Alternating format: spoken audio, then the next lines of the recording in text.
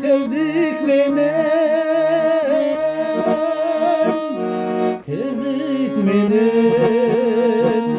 ayrılıp uzadan dostumdan.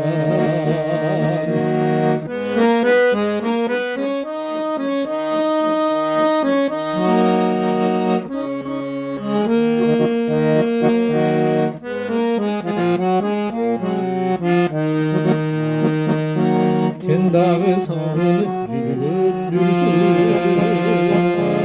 torunda azaplı günlerdi. Ensemi sağandım körgün kelek, körgün kelek, çayları cımayıp gülündü.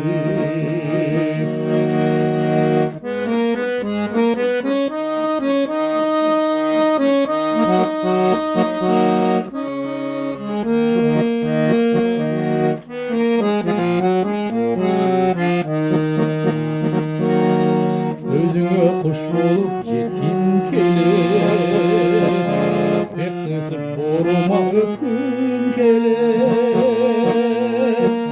Aytılmay jıyılgan can sırımdı,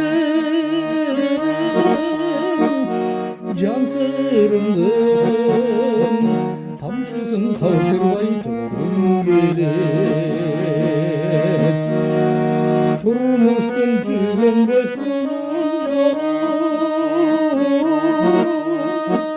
uzun yolun, erçişip senin bütün gerek, erçişip senin bütün